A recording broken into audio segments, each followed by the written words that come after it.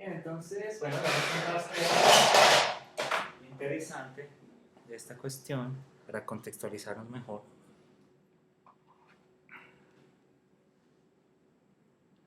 De esto.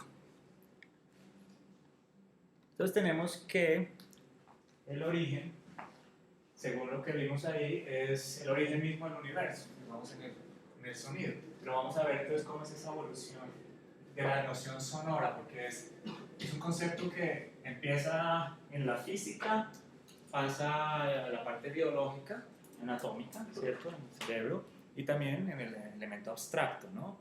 Luego se vuelve análogo y digital. Muchas abstracciones en el sonido desde hace 13.600 millones de años. Más o menos, ¿cuánto es que tiene el universo? Vamos a partir desde el punto de lo que llaman los científicos la singularidad, ¿no?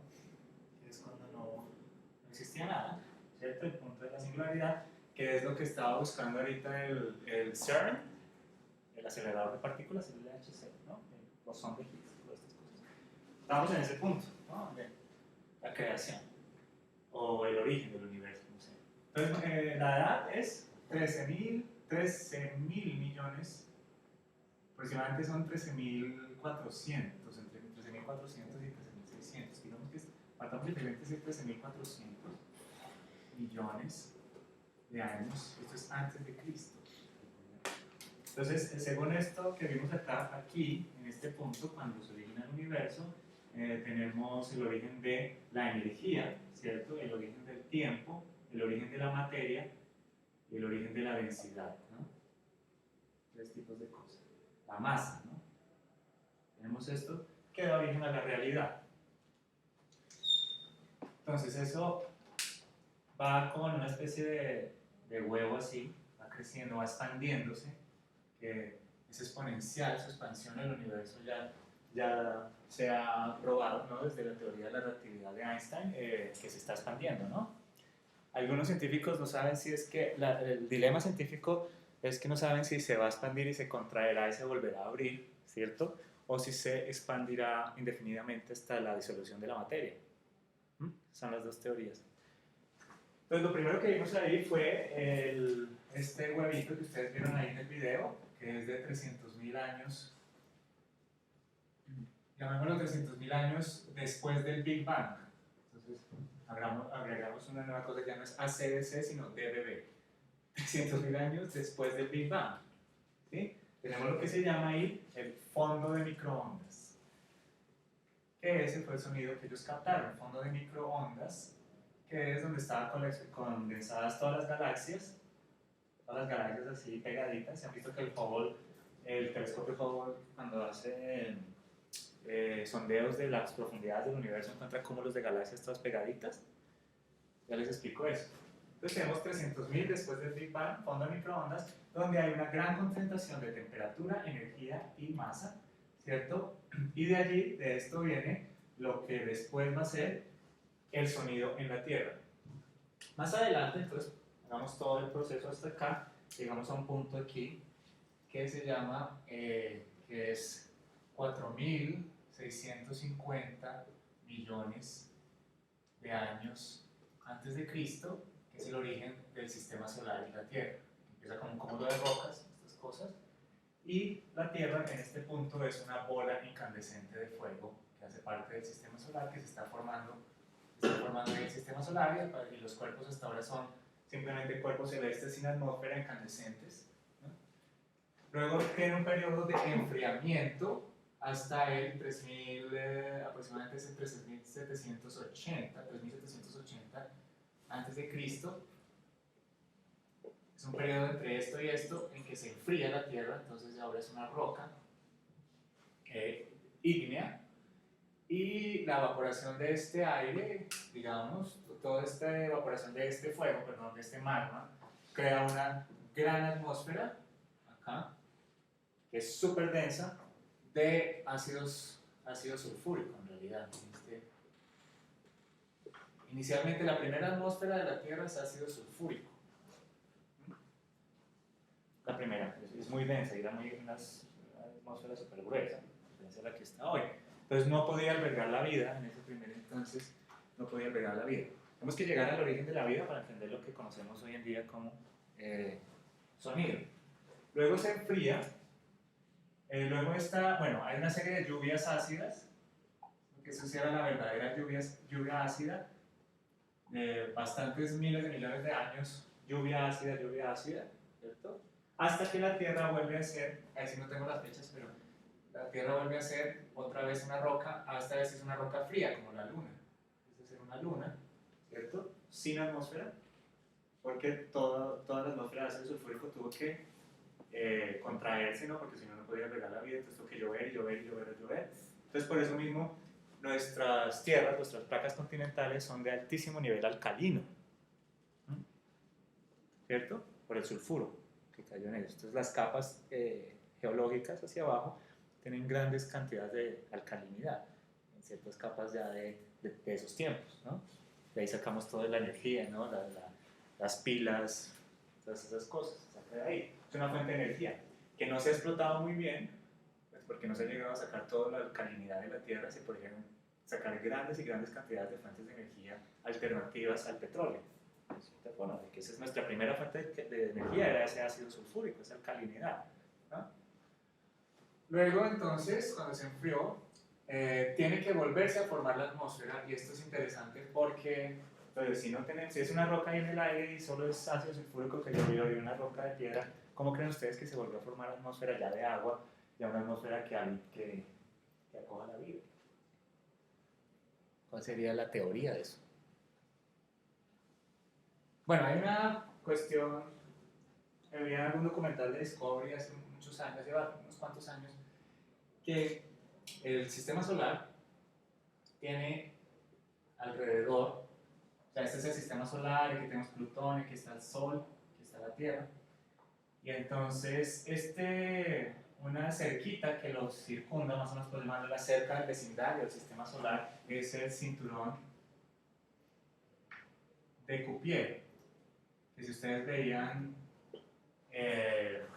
la Big Bang Theory y eso, la comedia, ahí hablaban del cinturón de Cupier en un capítulo relativo al cinturón de Cupier. El cinturón de Cupier es digamos, como un parqueadero de Transmilenio, pero de cometas. O sea, los cometas que transitan por el sistema solar, ese es su paradero, los paraderos están ahí. Entonces salen del cinturón de Cupier a hacer su turno, salen y giran por todo el sistema solar, los cometas. Entonces son todos los cometas que circundan el sistema solar, están después de Plutón, como en una especie de... Es un escudo, de hecho, que nos protege de las males del universo, de los peligros del universo exterior. ¿Sí? Tenemos este cinturón. Entonces, pasó alguna vez que, hace miles de millones de años, que llegó un cometa, y ustedes saben que el cometa no se propulsiona por gravitación, sino por autopropulsión, por hielo, de agua, vapor de agua. Entonces llegó el punto, se estrelló contra la Tierra y rebotó, digamos que este es el piso de la Tierra, y rebotó como cuando uno lanza una piedrita en el río y rebota así, pa, pa, pa. Cayó varias veces. E hizo una serie de charcos. Imagínense los charcos que crea un cometa. Pues un cometa es gigante, entonces los charcos que crea así en su rebote por la superficie de la Tierra es lagos, ¿no? Grandes lagos. Porque trae mucha agua, por el hielo que trae en la cola es pura agua lo que trae.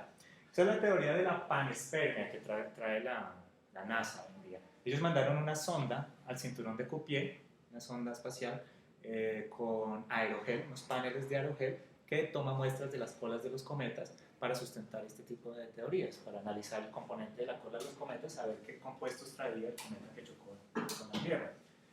Entonces, al dejar estos charcos ya tenemos agua, ¿cierto? Y cuando, bueno, de pronto fueron varios cometas también los que se estrellaron con la Tierra y dejaron ese tipo de charcos de agua.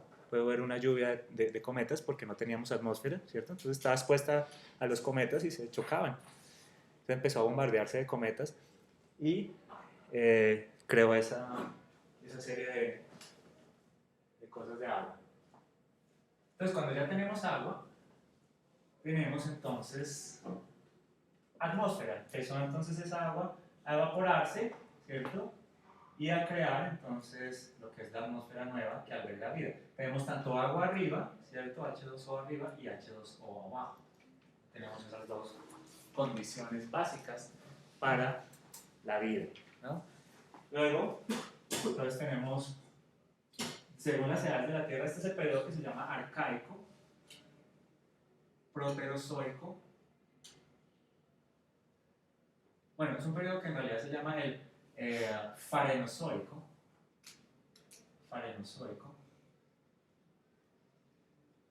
que se divide en arcaico y proterozoico. Antes del farenozoico se llamaba la era azoica, que recuerden que el concepto zoico significa era y a significa sin, ¿no? Sin era, es decir, la era sin era. No existían las eras ahí, era azoica.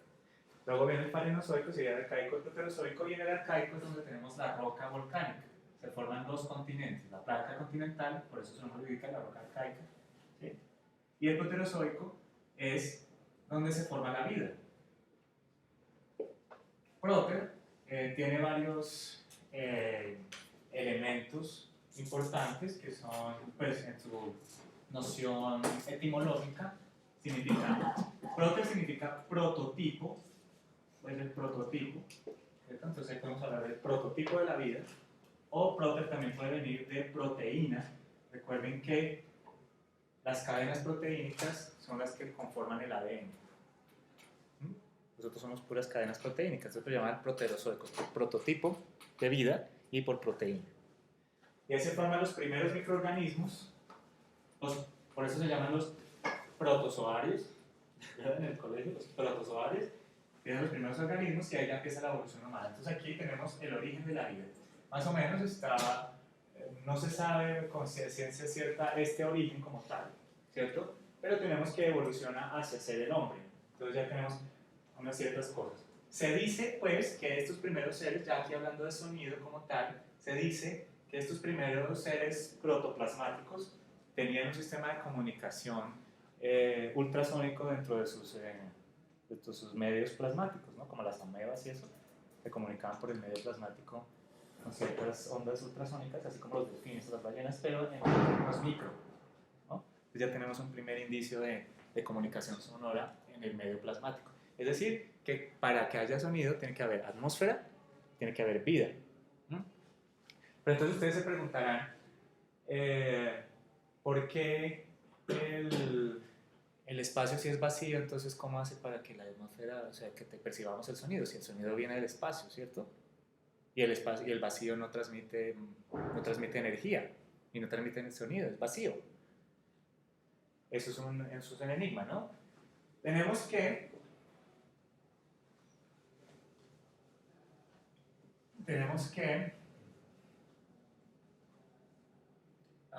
esta zona de vacío, recuerden que es energía, ¿no? La energía sí se transmite, es decir, la energía se convierte en masa, ¿no? Entonces, por ejemplo, ustedes saben hablar que hay zonas de masa oscura en el universo, y eso, zonas de densidad, masa oscura y vacío. Puede haber venido por la masa oscura o los rayos gamma. Los rayos gamma pueden ser fuentes de energía, rayos gamma que hay en el universo, o los rayos X. Hay rayos gamma y rayos X en el universo. Los dos pueden ser fuentes de energía sonora. Que cuando chocan con la atmósfera, ¿cierto? Ya vienen y chocan con una atmósfera, generan lo que se llama ahora sí el fenómeno físico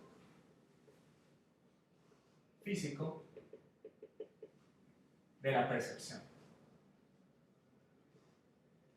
energética sonora. ¿Bien?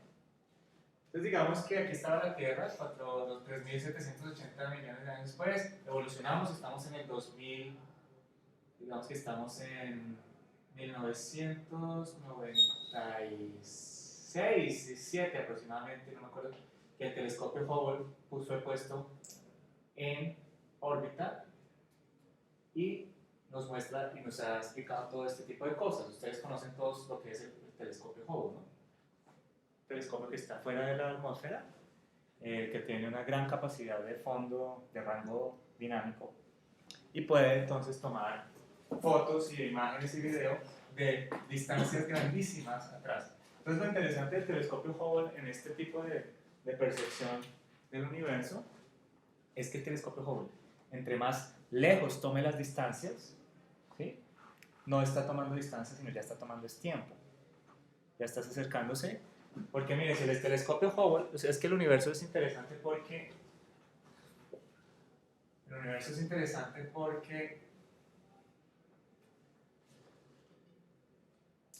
porque es estático, pero a la vez es lineal, se va expandiendo, pero ahí está siempre.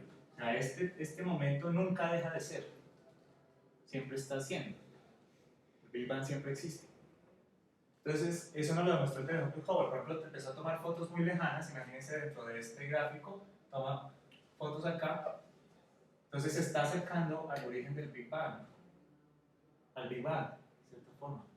Entonces él ha tomado fotos de estas zonas, y ha encontrado cúmulos de galaxias nacientes, ha encontrado nebulosas muy extrañas de unos gases increíbles, que una por ejemplo se llama el manto de la bruja, que es una nebulosa así morada, así hermosa, que está más cercana al Big Bang. Entonces toma fotos del tiempo, en realidad. Entonces eso puede aclararnos un poco la duda sobre si la energía se transmite alrededor, pues, a lo largo del vacío, porque simplemente es que no ha dejado de emanarse. ¿Me entienden? La fuente está siempre ahí, como el core, ¿no? El core. Siempre está ahí, como una máquina de un buque.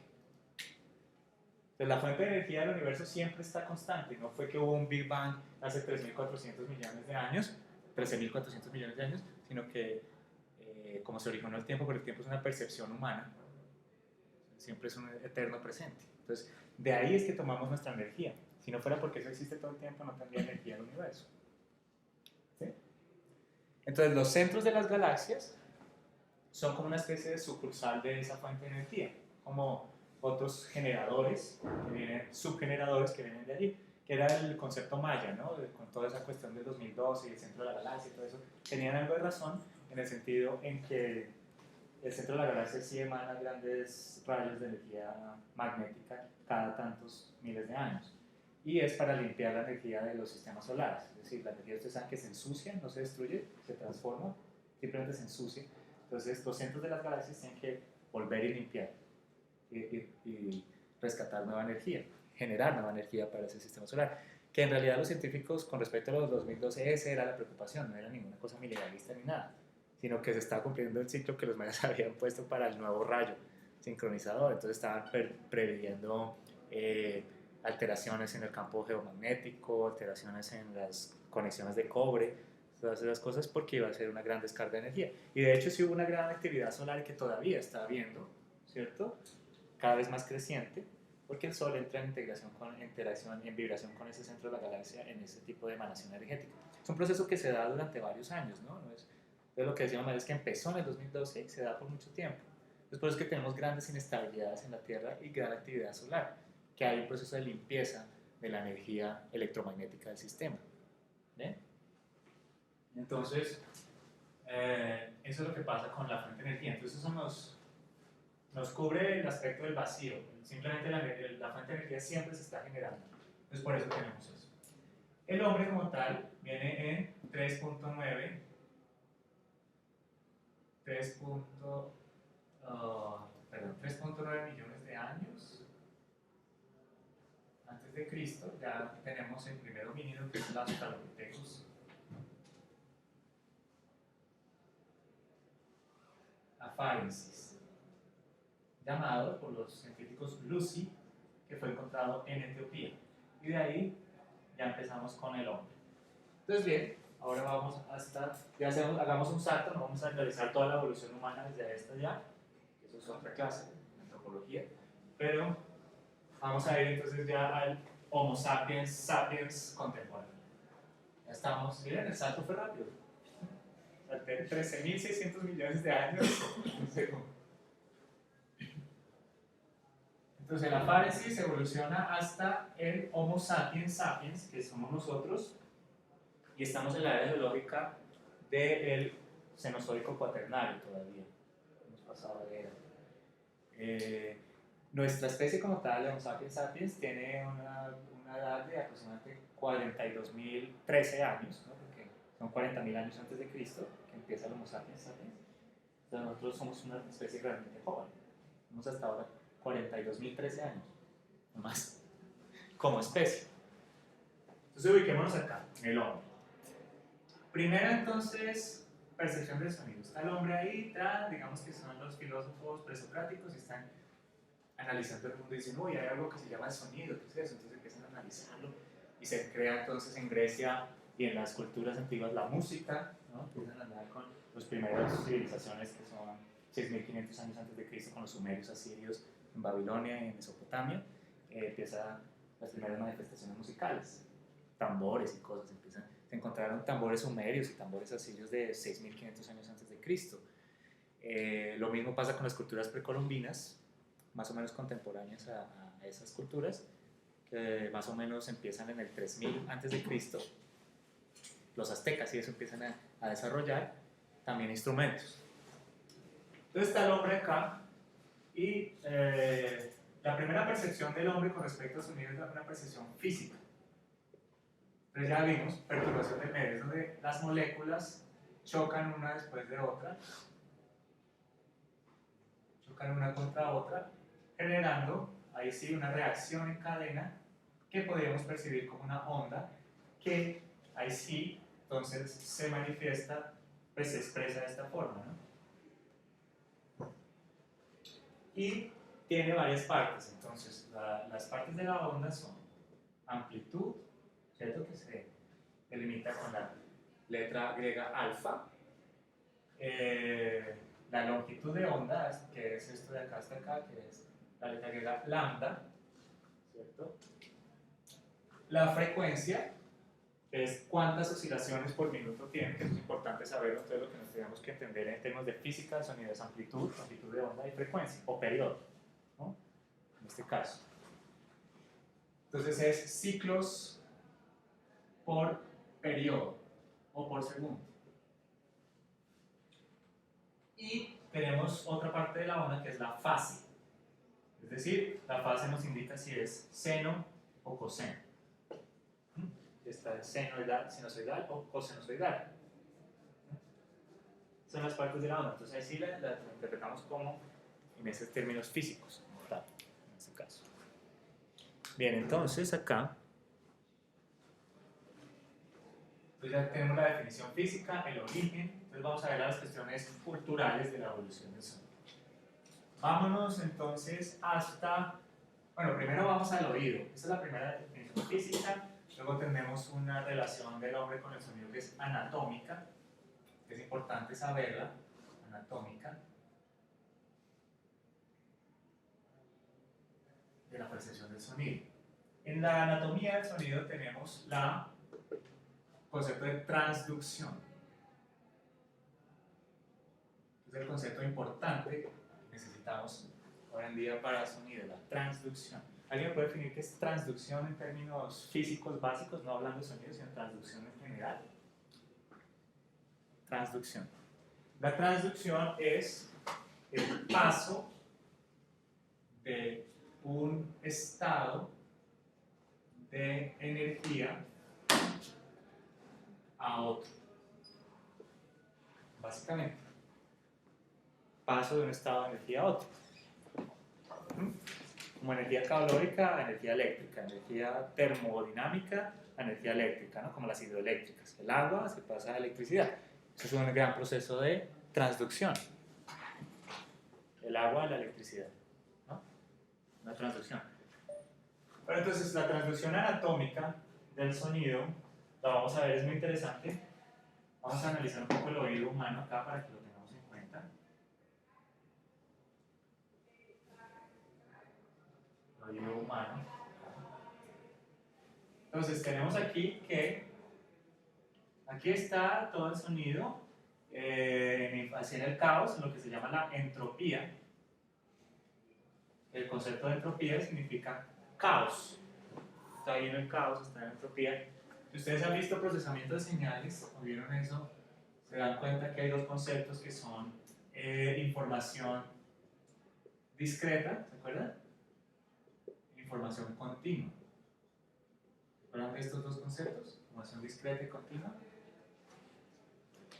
¿Se enseñaron esos conceptos en señales? Más o menos, en antenas, Información discreta y continua.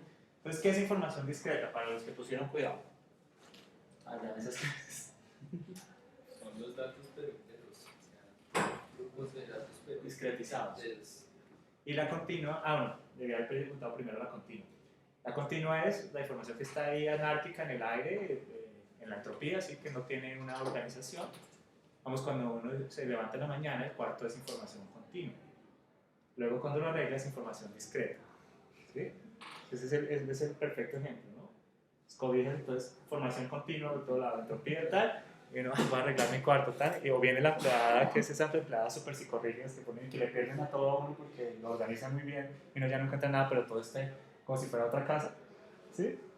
Entonces las empleadas son las discretizadoras de la información, pero lo hacen muy bien. Sí, en cierta forma es un ejemplo, pero es como para ejemplificar eso. Ellos organizan la información que uno desordena. Entonces, la entropía viene de la información discreta, así, continua, perdón, toda así en el aire, las partículas, las moléculas de energía chocando entre sí, generando perturbación del medio todo el tiempo. Pin, entran al oído, chocan con el tímpano, ¿no? Estamos hablando aquí de oído externo, ¿cierto? Aquí estamos hablando de oído medio, aquí estamos hablando de oído interno.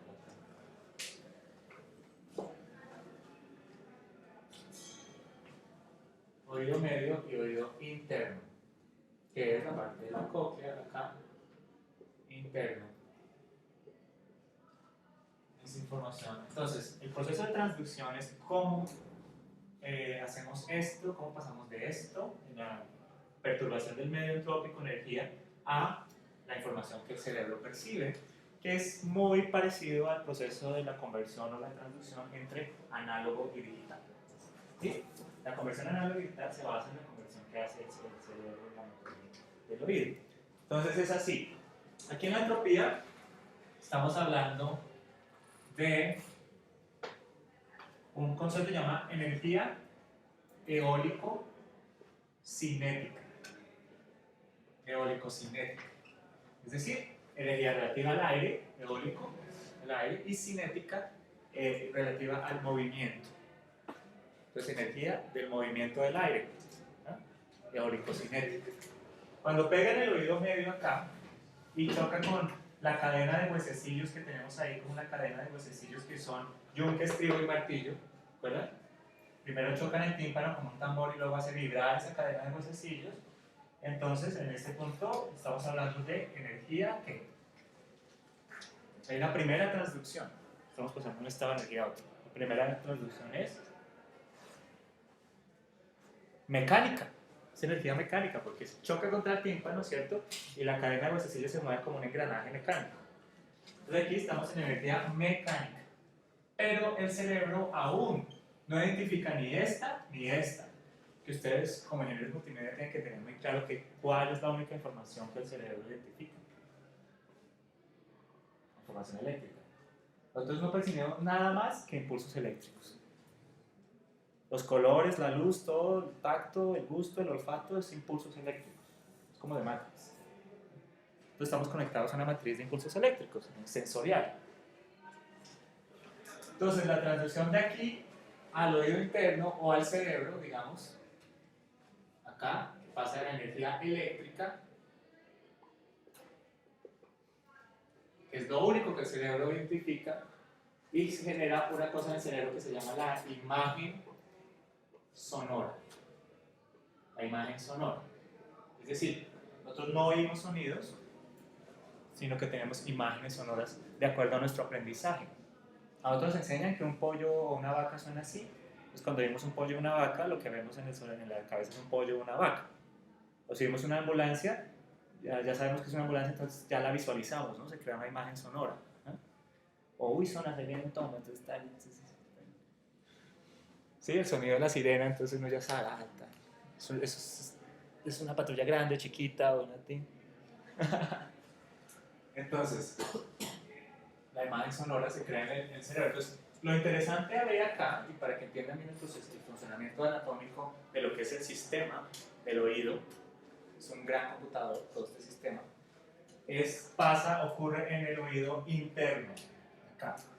El oído interno está cubierto por por un órgano que se llama el órgano de Corti,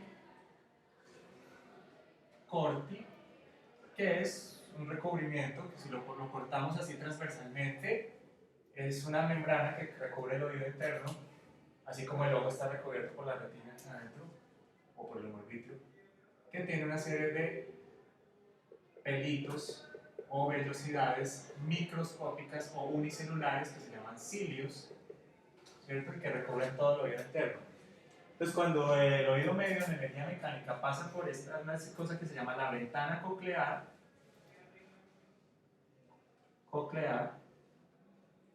que son ventana redonda y ventana oval, hay dos ventanas, una redonda y una oval. Entonces, entra por una de las ventanas al oído interno, perturba los cilios y los cilios identifican las frecuencias. Entonces, lo que nosotros, aparte de tener imágenes sonoras, o sea, de no percibir sonidos, sino solamente imágenes sonoras, lo que percibimos físicamente como tal son frecuencias, así como las frecuencias de luz en los ojos, ¿no? Color son frecuencias de luz, no son rojo, azul y eso, sino son frecuencias eléctricas de luz. Caso del sonido es lo mismo. Entonces, cada cilio, no es que cada cilio coja una frecuencia, no, cada cilio no coge una frecuencia, sino que los rangos de cilios se encargan de frecuencias. Por ejemplo, este rango de cilios se encarga de 500 hercios, este rango de cilios se encarga de 1000 hercios, este rango de cilios se encarga de 3000 hercios y así sucesivamente con todas las frecuencias. Es un rango de cilios que se encarga de identificar y discriminar cada una de esas frecuencias por bandas de frecuencia. ¿Ah? Entonces, cuando nosotros llegamos de un rave o no sé, alguna exposición a gran sonido, que hay el pito ahí, eso es que un cilio se pegó al otro cilio o se pegó a la pared del órgano de Corti y se está perdiendo, y no es renovable, entonces muere. Y en la medida en que se va perdiendo, entonces se va perdiendo un rango de cilios y se va perdiendo esa percepción de esa frecuencia. Por eso es que, digamos, en la tercera edad, cuando uno va y que el paradigma de la tercera edad de que no oyen, ¿sí? Como lo pintan en las caricaturas, con el cosito de ¿qué, mijito? No es que haya perdido capacidad de amplitud de volumen o volumen, sino que ha perdido frecuencias. Entonces uno no les grita, ¿cierto? Sino que les habla en otras frecuencias. Les habla en frecuencia baja o frecuencia de hola abuelito, entonces ahí lo oyen. O hola abuelito. Así como Heidi, ¿sí? Y ahí lo oyen. Pues si le habla, el rango de frecuencias que más rápido se pierde es el rango de la voz humana, que está en 3500 a 4000 Hz, ¿sí? El rango medio. Solo porque uno lo está oyendo todo el tiempo desde el vientre materno hasta la muerte. Entonces es el rango que más rápido se desgasta. Entonces en la tercera edad, cuando no oyen, no es que no oigan volumen, sino que perdieron ese rango como ese rango medio. Entonces toca hablar o muy bajo o muy alto y así, ¿entienden? ¿Sí? No se les grita a los ancianos en ese caso. Bien, entonces acá voy a borrar aquí un segundo y vamos a hablar entonces aquí de lo que es los rangos de audición, que eso es importante tenerlo en cuenta, de tener los rangos. Hay varias cosas aquí.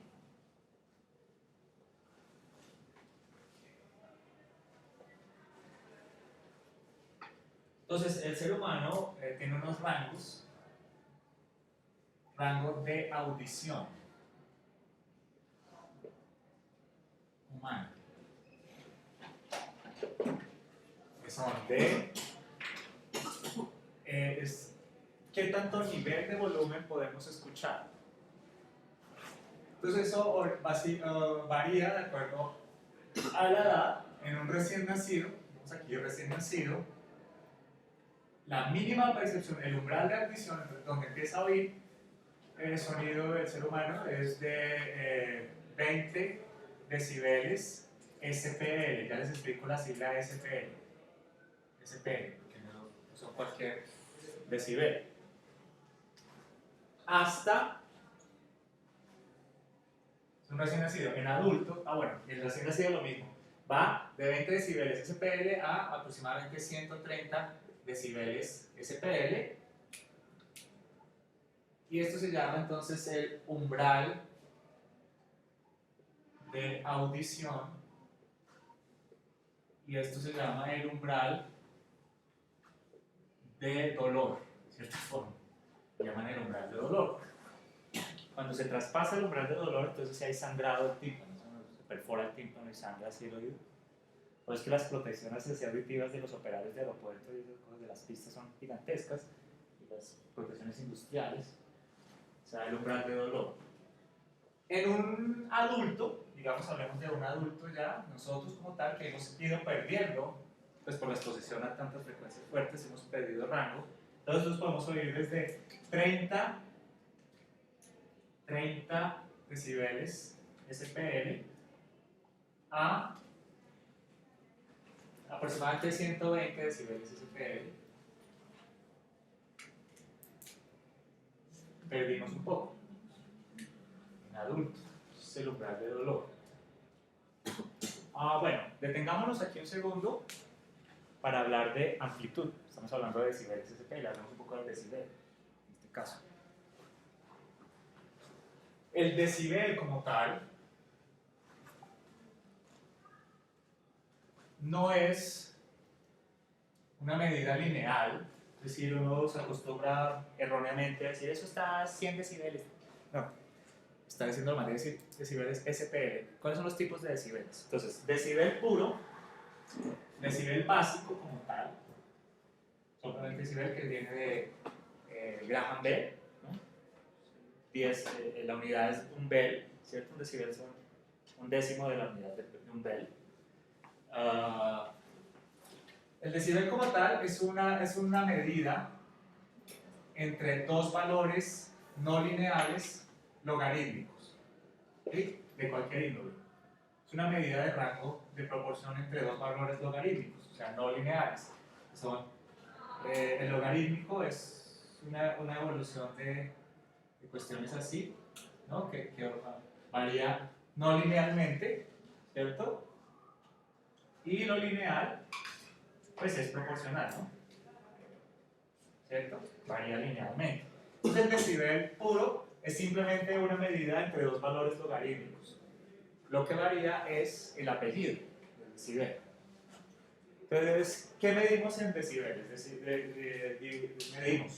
Podemos medir. Hay un decibel que se llama decibel B pequeña, ¿cierto? Que es decibeles de voltaje. Bueno, perdón, empecemos con decibel U, perdón. Decibel U y decibel B. U y B. Decibel U y decibel B. B pequeño. Si ustedes han visto videos así setenteros como de Whitesnake o de Journey, Guns N' Roses, esas cosas, han visto que a veces hacen un paneo hacia las consolas de ese tiempo y tienen las agujitas así, ¿saben? Análogas, y ahí dice adentro de la agujita dice DBU y DBB, no dice DBSPL, DBU y DBB. ¿Qué significa eso? En el ámbito análogo, cuando entra un sonido en una consola, desde el medio hacia un medio electromagnético, como es las consolas, entonces el U como tal significa potencia, el nivel de entrada de potencia a esa consola. Y el dB es la potencia de entrada, ¿no? ¿Cómo entra? Potencia de entrada. Y el dB es voltaje de salida. Porque recuerden que también en esos medios electromagnéticos hay una transducción. ¿Sí? Por la bobina del micrófono, ¿no? Entra una primera potencia de entrada y luego va hacia un voltaje de salida. ¿Sí? Entonces dB y BU. Y en el medio, ya cuando eso sale por el parlante, digamos que sale por un parlante, trin, hay una transducción de salida, por eso los parlantes llaman transductores de salida, los micrófonos los llamamos transductores de entrada, el oído es un transductor de entrada, la boca es un transductor de salida. Entonces cuando sale por un parlante de salida, se convierten en decibeles SPL, que significa Sound Pressure Level. Sound Pressure level. Nivel de presión sonora. ¿Sí? Ya nada más ves qué presión sonora ejerce ese sonido en la atmósfera. ¿Sí? Nivel de presión sonora, pues se llama SPL. La diferenciación de los decibeles para uno no entrar con la primera parada sí, o poder hablar a los ingenieros en estos términos. Entonces, pero esto está claro, ¿no? ¿Alguna pregunta hasta acá? Muy rápido, es que quiero abarcar la teoría para que nos dediquemos a la práctica del software. Si tienen alguna pregunta, si me interrumpen y todo, nomás que eso queda grabado, pero lo van revisando. Bueno, entonces el nivel de presión sonora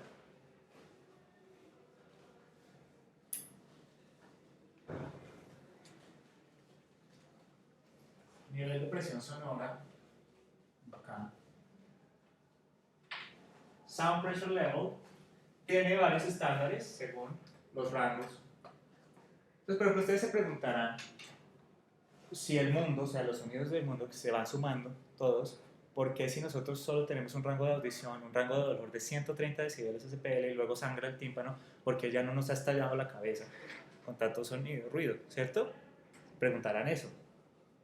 Lo que pasa es que la naturaleza es muy sabia en ese aspecto y hay una ley física que regula eso. Entonces, el sonido es no lineal. Si fuera lineal, estaríamos muertos de mucho tiempo. O sea, hubieran colapsado todos los cuerpos y todo porque la fuerza hubiera sido brutal. ¿Cierto? La sumatoria de decibeles de todos los carros, los aviones, todo destruirían la Tierra en un segundo. Pero la física es muy sabia. Entonces ahí hablamos de lo que están buscando los científicos y el debate con los racionalistas ateos y los científicos teológicos, que si hay un diseño inteligente o no en la Tierra, ¿cierto? Esto es un indicio del diseño inteligente, lo que les voy a mostrar acá. Se llama la ley del inverso del cuadrado. Ley del inverso del cuadrado, que es una regulación. Lo que indica la ley del inverso del cuadrado es lo siguiente. No sé por qué se llama así, pero porque es diferente la definición, pero se llama así. Es de X decibeles SPL, ¿cierto? Más Y decibeles SPL. Y si sumamos dos fuentes de sonido, esto quiere decir que esto es igual a X decibeles SPL más Y decibeles SPL.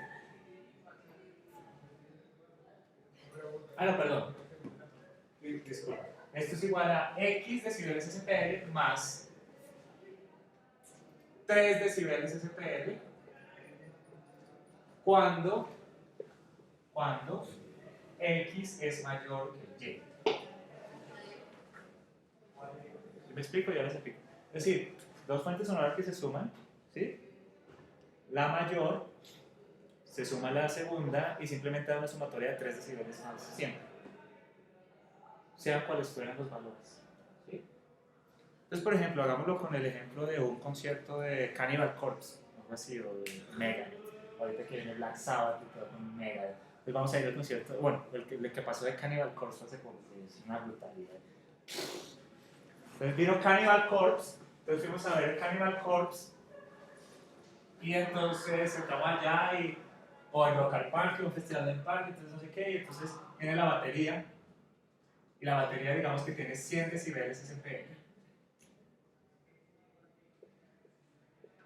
y entonces es batería. Digamos que el bajo, los amplificadores de bajo nos dan un 80 decibeles SPL. Digamos que los amplificadores de guitarra nos dan unos 75 decibeles SPL, por decir algo. Digamos que la voz como tal nos va a dar unos otros 80 decibeles SPL, por decir algo. ¿Listo? Más o menos tenemos estas tres características. Si fuera lineal el sonido, pues ya ahí hubiéramos atravesado el umbral de dolor hace rato, ¿no? ¿Cierto? Pero entonces, según la ley del inverso del cuadrado, lo que pasa acá es que esto sería 100 más 3, más 3, más 3. Cada fuente menor se convierte simplemente en 3 decibeles SPL y nos da 109 decibeles SPL. Así jamás nos va a estallar la cabeza. ¿Sí me entienden? O sea, las fuentes sonoras no se suman, como no son lineales, entonces nos genera esta protección. Protege al cerebro o al tímpano de atravesar el umbral de dolor, porque si no perderíamos el oído todos. ¿Bien?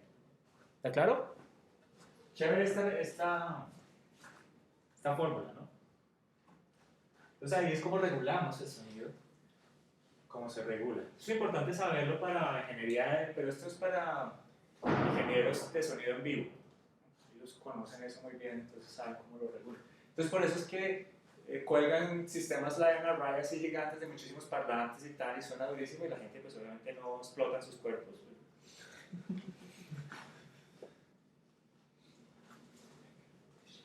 Bien. Así es que se regula.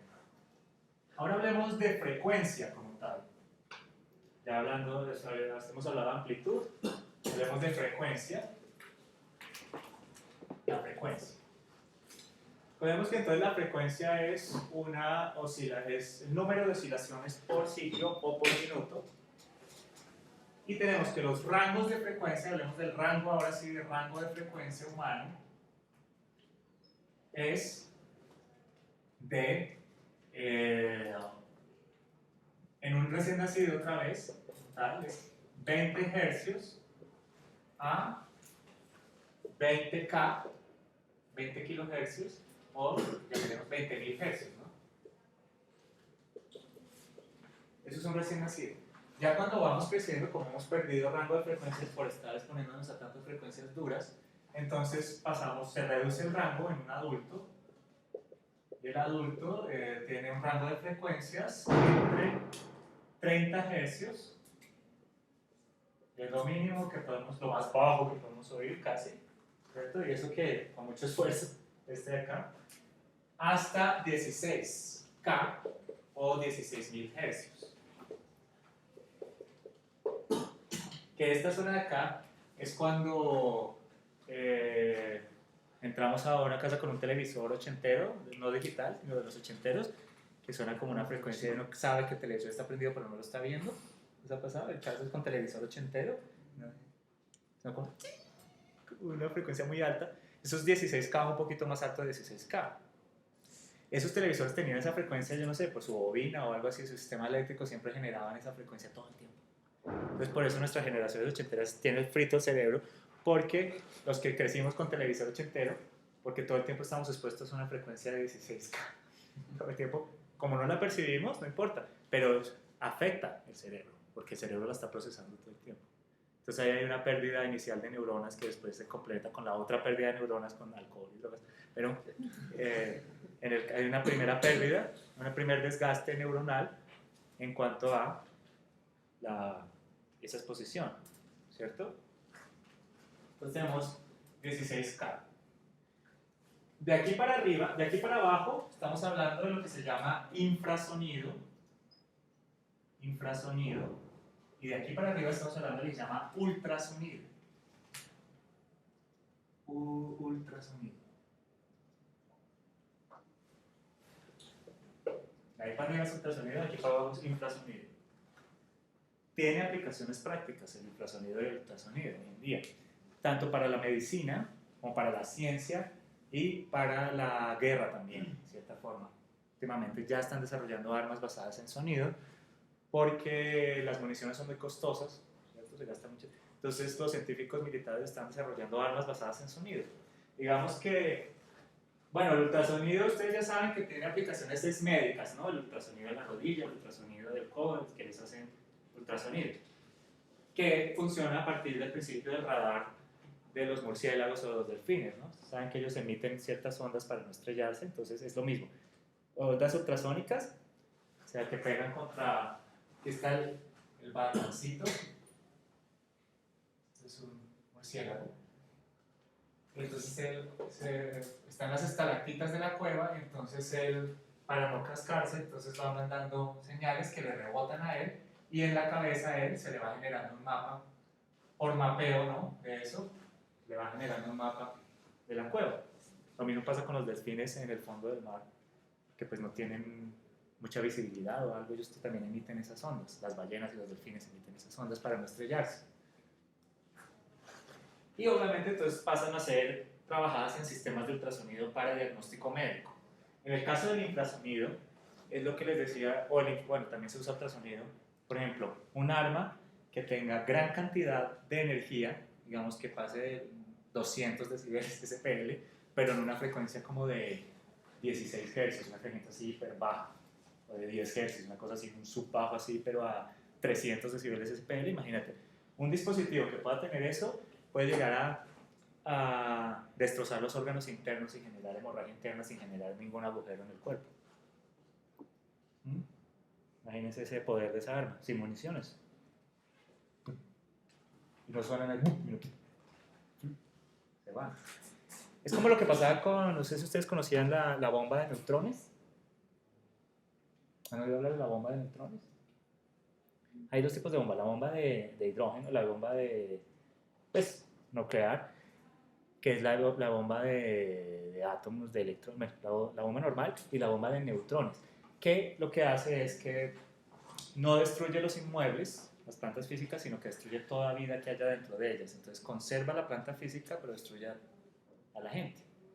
Entonces es mucho más ventajoso, ¿no? Porque conserva las ciudades, las bases militares, todo eso lo conserva para el enemigo, pero ya mató a todo el mundo, entonces ocupan la ciudad y la base militar y ya, no destruyen la infraestructura.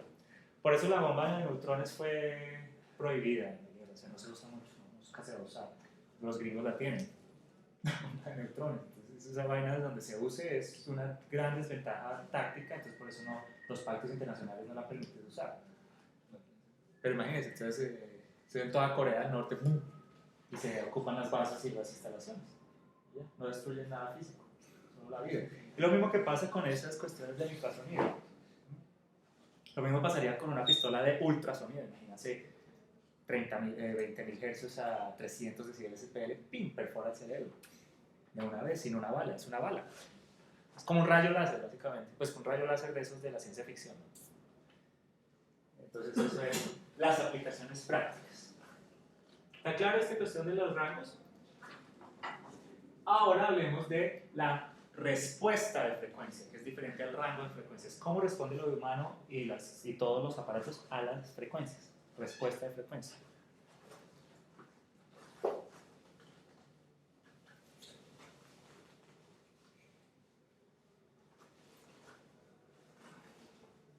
La respuesta de frecuencia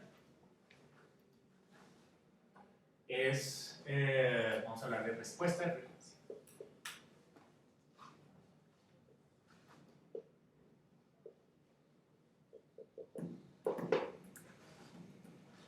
Todo aparato que sea sonido, tanto transductores de entrada como transductores de salida, o sea, micrófonos o parlantes, tienen una respuesta de frecuencia.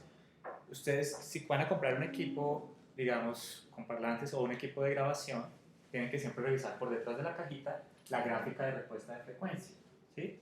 Todos los la traen atrás. Entonces tienen una gráfica acá, en las cajas de atrás, que más o menos tiene el rango de frecuencias, digamos, desde 20 Hz a 20.000 Hz a 20K, ¿cierto? Y tiene una gráfica, no sé si la has visto, creo que es más o menos así, a veces en algunos, ¿sí? ¿Listo? Las gráficas así. Pero lo que quiere decir eso es que la respuesta, digamos, de ese parlante o de ese micrófono a las frecuencias es más plana acá, es decir, aquí lo mantiene uniforme, aquí tiene un pico, ¿cierto? Aquí sí, dice que aquí responde mucho más duro en esta frecuencia, digamos que es 10K, entonces tiene un pico de respuesta, ¿cierto? Y que en estas frecuencias de acá, digamos que es desde 60 Hz hacia abajo, no tiene casi respuesta de frecuencia. Lo mismo acá, se va bajando, pues digamos que el 20K está acá. Entonces aquí también lo mismo, va perdiendo respuesta de frecuencia en los altos. ¿Sí? Entonces lo que se usa, lo que se quiere en las respuestas de frecuencia es, lo ideal en respuesta de frecuencias en cuanto a equipos, es que sean planas. lo más plano posible, es decir, que una respuesta de frecuencia a un equipo realmente fino de audio, por eso es que varían tanto los precios. Esta puede ser la diferencia entre $100 y $12,000, digamos en términos de un parlante o de un micrófono. Y por eso es que la gente dice, no, pero eso puede grabar con cualquier micro y eso de tal, y que cualquier interfaz y cualquier parlante para mezclar, y, ¿sí? Entonces se hacen sus estudios caseros con un micrófono de la novena con 16 y unos parlantes de equipo agua y ya. No, la diferencia es que el equipo profesional debe tener una respuesta plana y simplemente puede decaer un poco acá, pero si hay una gráfica, sí. Detrás de la caja de tu equipo es porque es muy buen equipo. Pero digamos los amplificadores, o sea, las potencias que ellos supuestamente emiten no son las reales. Eso es una aproximación, sí, es como una aproximación. Sí, Siempre hay una fluctuación. Debajo del rango, ellos dicen como 250 vatios reales, pero puede Bueno, pero tú estás hablando de potencia. Potencia es así. Sí, no, potencia sí. Estamos hablando de respuesta de frecuencia. Es de cómo responden a las frecuencias. Sí, la frecuencia de las potencias sí varía en cuanto a lo que dicen y lo que se ve. Pero la respuesta de frecuencia no, la respuesta de frecuencia sí es exacta. Sobre todo los parlantes de mezcla cuando son profesionales, Generic y todos los parlantes KLK y parlantes M-Audio y autopotenciados y todo eso. Eso es, tiene que tener la respuesta plana. Lo mismo los micrófonos. Los micrófonos también tienen respuestas de frecuencia, pero el mejor micrófono es el que tiene una respuesta de frecuencia plana, es decir, que no maquilla ninguna frecuencia. Es plano. Entre menos maquillado esté el sonido, mejor para la mezcla de los ingenieros. A diferencia de lo que piensan en la costa, no van a explicar. ¿Sí? O aquí es Car Audio San Andresito. Pues eso es una nave de equipo, una respuesta buenísima y bajo. Pero solo algo bajo, sí, pues es que es un chip bajo. Pero imagínese eso en un estudio de grabación que es un ingeniero con una vaina de esas. Entonces todo lo que sale de ese estudio de grabación es sin bajos en realidad, porque va a oír muchos, entonces los va a cortar, entonces vamos a oír todo como... ¿Sí? Se invierte la percepción. Si el ingeniero oye muchos bajos, entonces los corta, entonces lo que sale del estudio está sin bajos. Si el ingeniero no oye bajos, entonces los sube mucho, entonces lo que sale del estudio está lleno de bajos. Entonces por eso es que tienen que ser planos. ¿Okay? Eso es en cuanto a ingeniería profesional. Esto en cuanto a equipos de transducción. Pero ya en el oído humano también es importante verlo. La respuesta de frecuencia del oído humano, como tal,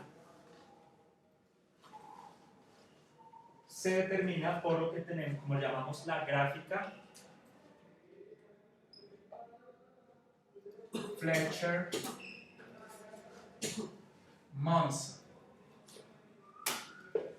La gráfica Fletcher-Monson, la curva Fletcher-Monson. Esta es del oído humano. Entonces el oído humano tiene una respuesta de frecuencia determinada por la gráfica Fletcher-Monson, que es así.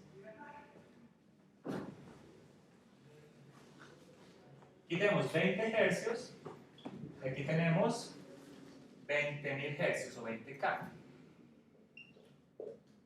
Y acá, de aquí para arriba, manejamos decibeles SPL. Esa sería la gráfica.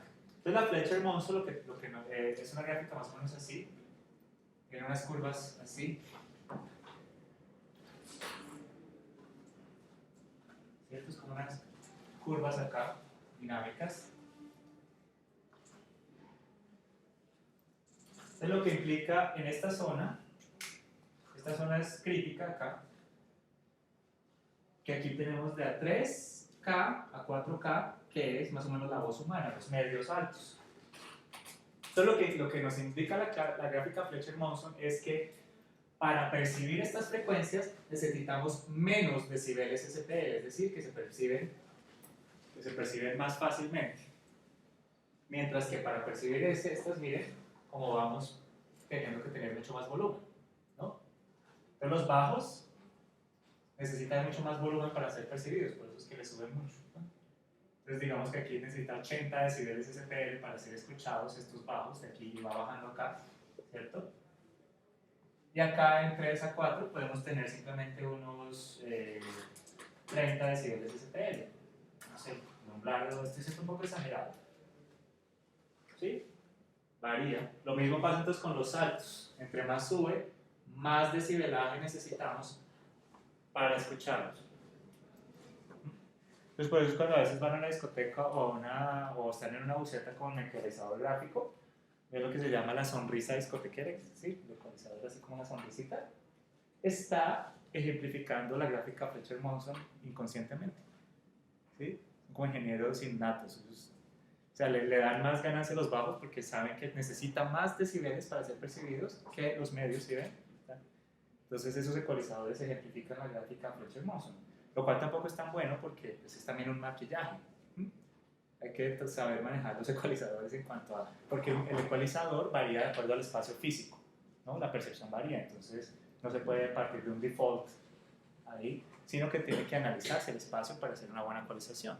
Para eso existen los analizadores de espectro y esas cosas, analizan el espacio. Pero cuando hacen conciertos así muy high, Beyoncé y todo eso, Justin Bieber que viene ahora, entonces van a tener una serie de ingenieros con analizadores de espectros y micrófonos de shotgun. Son micrófonos piezoeléctricos o de condensador, larguitos así, ¿sí? Como un shotgun, súper delgados y larguitos que están conectados a un analizador de espectro que generalmente es digital. Ya de hecho hay equipos, antes eran ecualizadores de espectro, analizadores de espectro análogos, de esos que ven el espectro ahí a los magníficos antes. Pero hoy en día ya hay equipos que se llaman, por ejemplo, el Baricure, que es una nota porque analiza el espectro, ¿cierto? Se conecta directamente ahí y tiene presets. Entonces, ¡pum! Sale la gráfica así del espacio y uno le guarda. Coliseo del Campín es esta gráfica. Entonces ya cuando va a volver al Coliseo del Campín, pone el Baricure al ecualizador y le pone esa gráfica y ¡pum! Se ecualiza todo de acuerdo al Coliseo del Campín. Algo así. Pero primero, para el Baricure tiene que hacer un análisis. Entonces, lo que manda es una señal desde el parlante, desde los sistemas de audio, una señal de ruido rosa. En realidad, ¿se han visto que el ruido rosa es o blanco, que es todas las frecuencias a tiempo? No sé si ustedes han ido a una prueba de sonido de un concierto grande, cuando están haciéndola, antes de que se suban los músicos a cuadrar sonido y eso, suena. Están haciendo un análisis del espacio. Y el micrófono de shotgun coge esas frecuencias, los analiza y dice, ¡pum! La curva de ecualización de este espacio es esta. Y las cuadra. Entonces, para eso se usa la gráfica Fletcher-Monson, para saber eso.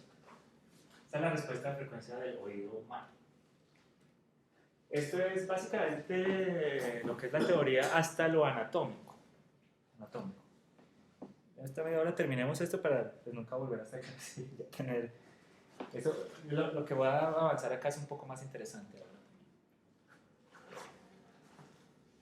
¿Hasta aquí alguna pregunta? ¿Esto está claro? Fletcher-Monson, esto es sencillo.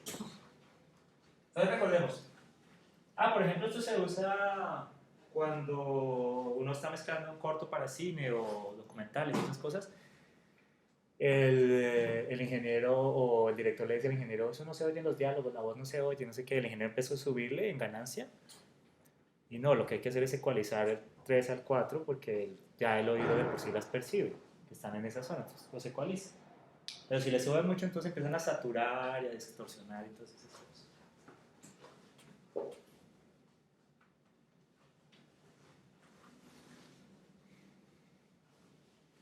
Bien, entonces acá. Fletcher-Monson. Pasemos entonces un poco a la física del sonido, ya no tanto desde el anatómico, sino a lo que el paso desde la física al ámbito análogo y al ámbito digital.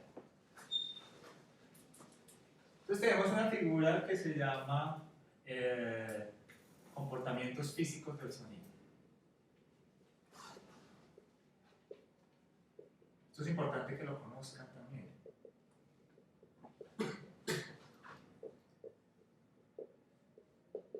Comportamiento físico del sonido. El sonido tiene 3 comportamientos físicos básicos que son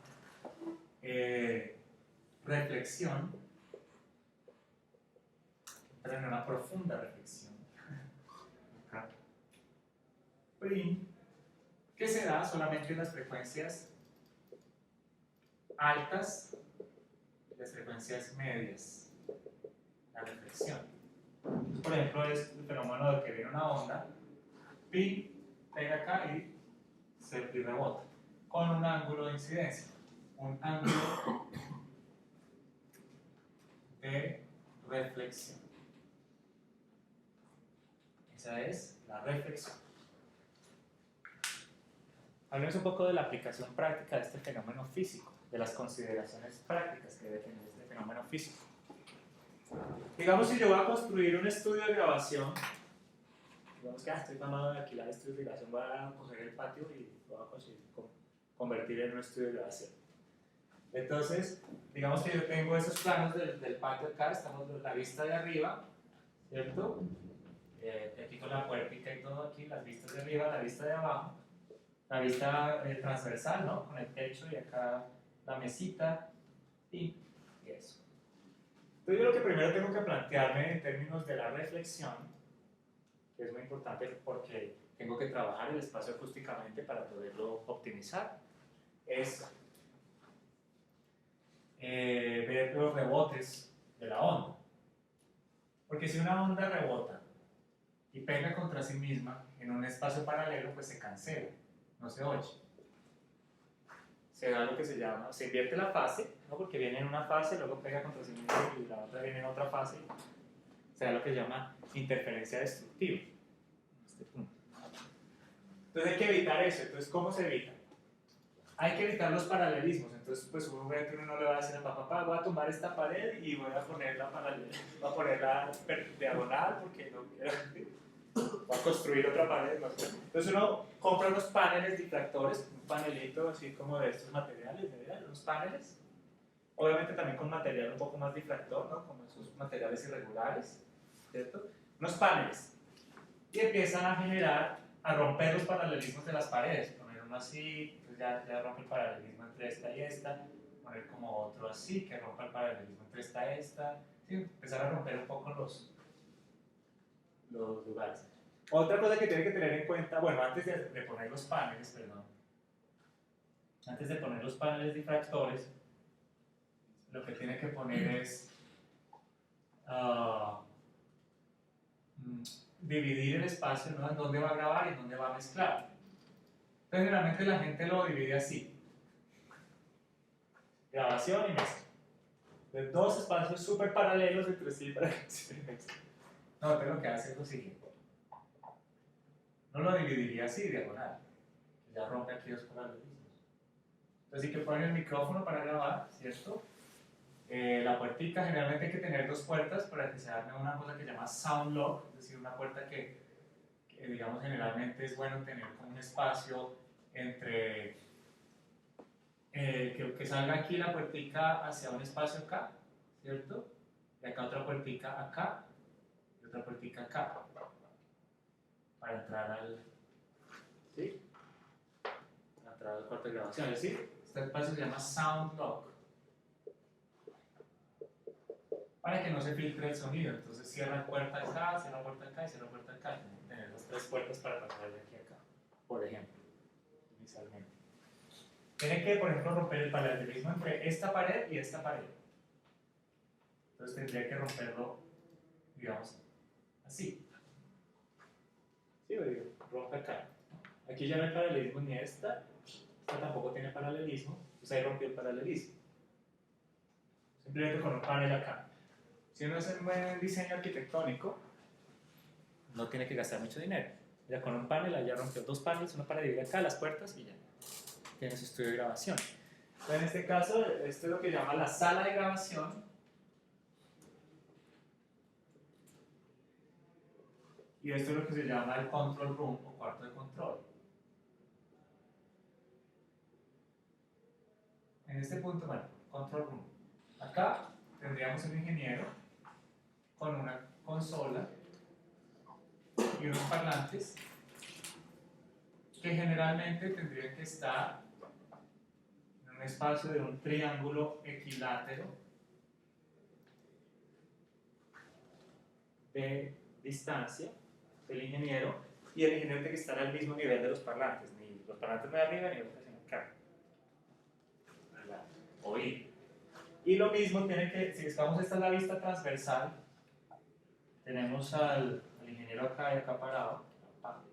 Entonces, toca romper también el espacio paralelismo entre el techo y el piso, ¿no? Porque ahí también hay otro paralelismo. Entonces pone un panel que sea como diagonal, el techo no puede ser paralelo al piso, porque habría otro paralelismo y lo que les digo, entonces si viene la onda así, choca acá, entonces se devuelve así. Y esto no suena. Entonces empieza a perder frecuencias, entonces las empieza a buscar y subirle ahí. Entonces cuando uno va a oír la mezcla de otro lado, la frecuencia que no encontró está sonando durísimo en otro lado. Entonces miren todo lo que implica la reflexión en frecuencias altas y medias, ¿no? Para el diseño de un estudio en la casa. Eso es con respecto a reflexión. Siguientes son solo 3 comportamientos. Entonces aquí no me llamo.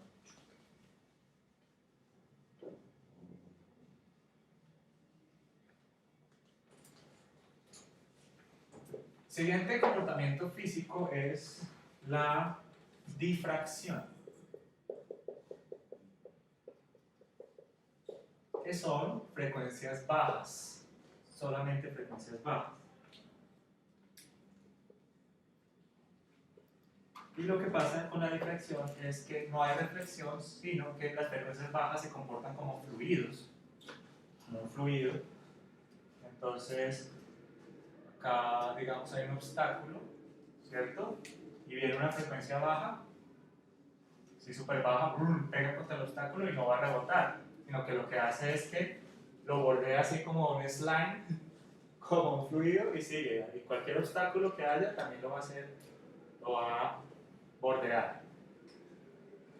O sea, los bajos, muy difíciles de controlar. Entonces, lo mismo, si vas a tener un espacio de estudio, por ejemplo, en el campus de Cajicá,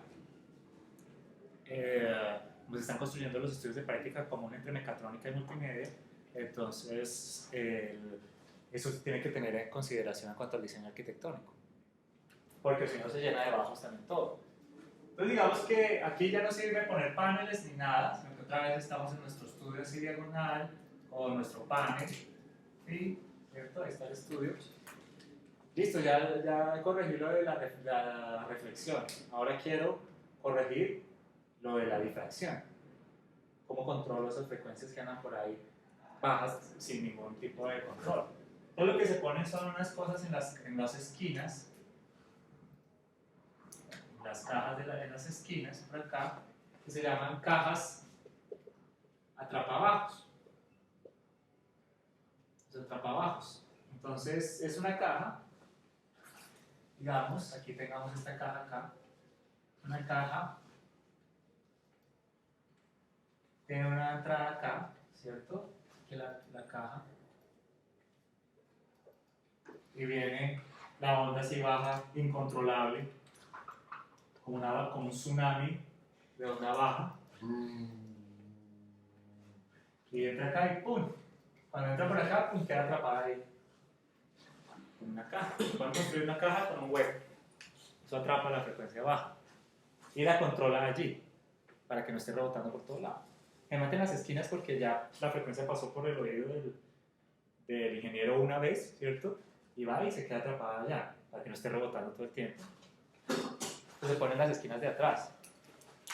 O lo que llaman resonadores. Si uno lo quiere hacer ya pro, hay 2 tipos de resonadores, Boltzmann y Hellman. Entonces el resonador Boltzmann es como una bolita de una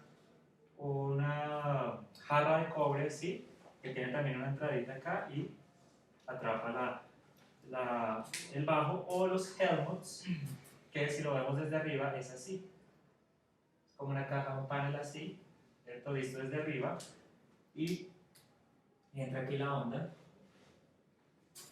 y queda atrapada. Entonces esa es la forma para controlar la difracción, en este caso. Y el tercer comportamiento físico del sonido, para ya terminar aquí con la física, es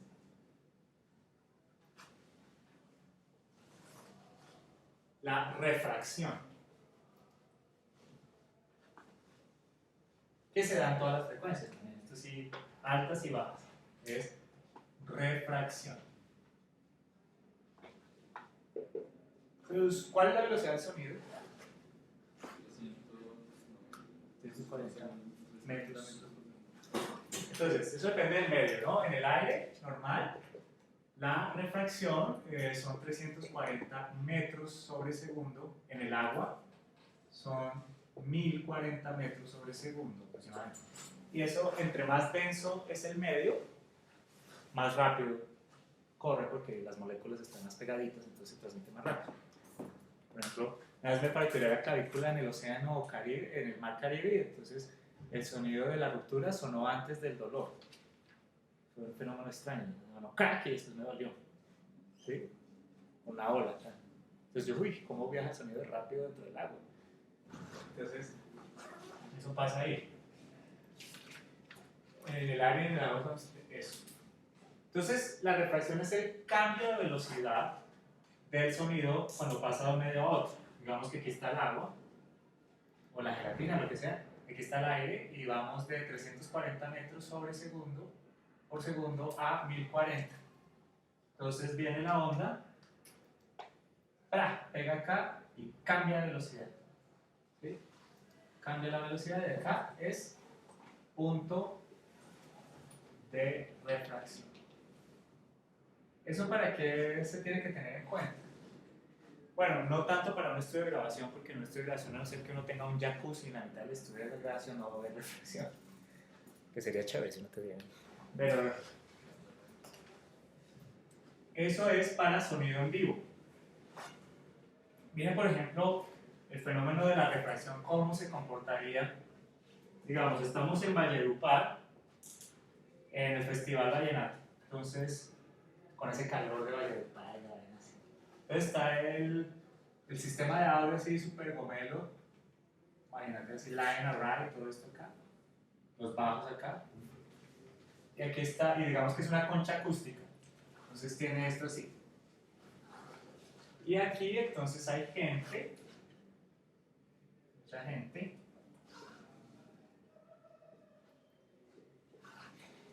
Y la gente hasta arriba, ¿no? Gente por acá.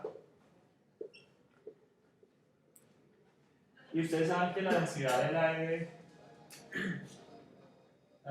aire cambia.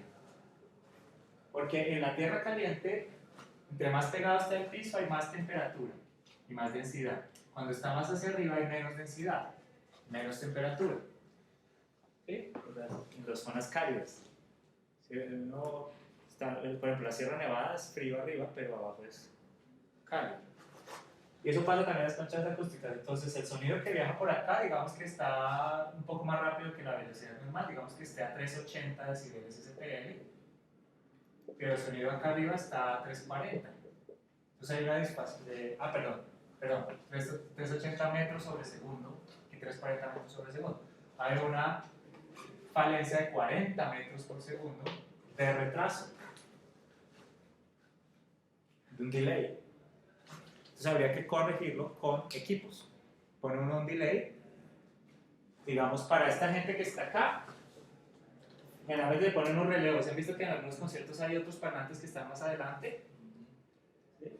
Entonces los ingenieros simplemente es que acá a este le ponen un delay, ponen un equipo de 40 metros sobre segundo. Que compense eso. Eso tiene que ser puesto en milisegundos. Entonces, 40 metros sobre segundo, ¿cuánto será en milisegundos? Tocaría hacer la conversión, ¿no? Pero sería lo equivalente a eso en milisegundos, en ese caso. Esos son los tres comportamientos físicos del sonido y las aplicaciones prácticas. Tendría que ponerse de esa forma, aplicaciones prácticas. Importante saberlo, ¿no? Esas tres cosas, con esas tres cosas ya manejas la acústica como tal, ¿sí? Ya, bueno, entonces dejamos aquí esta hora porque estas son las explicaciones físicas. Ya para terminar el viernes el tema de audio, vamos a hablar del análogo y el digital. Esto hasta ahora es origen, historia, anatomía y física del sonido. ¿Bien? Qué pena lo largo, pues que el tema es muy grande y entonces tocaba abordarlo de esta forma. ¿Bien? ¿Alguna pregunta de todo lo de la clase de hoy? Simplemente revisen el video y si quieren repasar y eso. ¿Cuál es el aula? Porque hay cantidad de contenido. Donde dice canal de YouTube de la materia. Hay dos canales. Canal de YouTube de la materia hay uno y hay uno complementario porque todavía. ¿Listo? Eso sería.